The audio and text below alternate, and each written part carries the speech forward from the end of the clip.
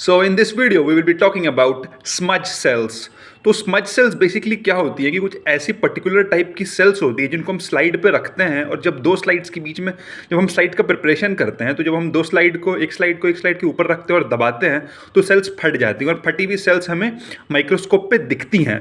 तो वैसी कौन सी सेल है जो कि स्मज सेल्स बनाती हैं, यानी कि ऐसी कौन सी सेल है जो कि फट जाती है और फट के फैल जाती हैं और हमें माइक्रोस्कोप पे दिखती हैं। तो हमें लगेगा कि ठीक है वो आरबीसीज हो सकती है, क्योंकि आरबीसीज बहुत न्यूमरस होती हैं तो उनकी फटने की चांसेस ज़्यादा है ना, क्योंकि इतनी सारी हैं तो एक दो तो फट ही सकती हैं। बट स्मज सेल्स आरबीसीज नहीं बनाती हैं, बिकॉज आरबीसीज का साइज़ जो होता है वो डब्ल्यूबीसी के कंपैरिजन में बहुत छोटा होता है, और दूसरा ये कि आरबीसी का जो बाइकनकेव शेप होता है वो उन्हें फटने से हेल्प करता है। बिकॉज अगर हम जो उभरे हुए साइड को दबाएंगे तो जो दबा हुआ साइड है वो बाहर निकल जाएगा, ठीक है।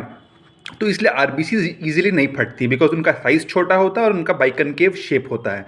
So they are very resistant to smudging, ठीक है। दूसरी बात हो गई कि डब्ल्यूबीसीज में ऐसी कौन सी सेल होती है जो कि स्मज सेल बनाती है, ऐसी कौन सी सेल है जो कि फट सकती है। तो हमें सबसे पहले हमें नाम आएगा भैया कि न्यूट्रोफिल हो सकती हैं। बट न्यूट्रोफिल जो होती हैं वो, क्योंकि न्यूट्रोफिल सबसे ज़्यादा न्यूमरस होती हैं अमंग ऑल द डब्ल्यूबीसीज, तो न्यूट्रोफिल नहीं होती हैं स्मज सेल्स। बिकॉज होता क्या है कि न्यूट्रोफिल्स जो होती हैं वो फाइगोसाइटोटिक होती हैं। अब वो फाइगोसाइटोटिक अगर हैं तो क्या होगा कि उनकी जो वॉल है बहुत फ्लेक्सिबल होगी, क्योंकि फाइगोसाइटोस करने के लिए वॉल्स को बहुत फ्लेक्सिबल होना पड़ता है, तो इसलिए न्यूट्रोफिल्स भी इजीली नहीं फटेंगी। तो अब ऐसी कौन सी सेल है जो कि फट सकती है, तो वो बच गई लिम्फोसाइट। तो लिम्फोसाइट का जो नंबर होता है वो बहुत हाई होता है, और वो not as high as neutrophils, लेकिन फिर भी कंपैरेटिवली हाई होता है। और वो फैगोसाइटोटिक भी नहीं होती हैं, वो एंटीबॉडीज सिक्रीट करती हैं, है ना। तो इसीलिए न्यूट्रोफिल्स तो नहीं फटेंगी, लेकिन लिम्फोसाइट्स जो है वो फट जाएंगी और हमें स्मज सेल्स के फॉर्म में दिखेंगी।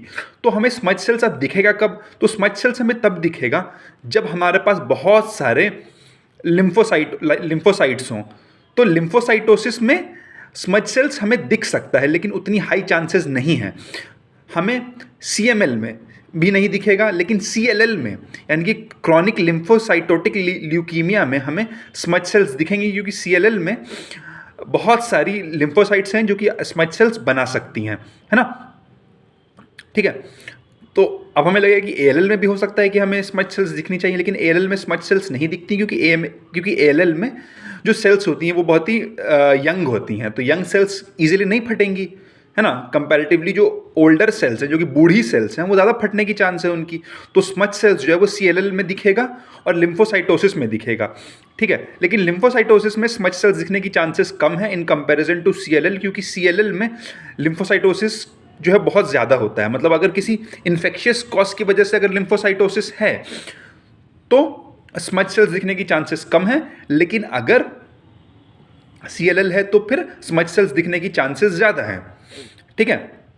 इट्स लाइक सेइंग कि smudge cells is more specific for CLL than for leukocytosis by infectious cause due to virus और TB. Hope you like the video, thanks for watching.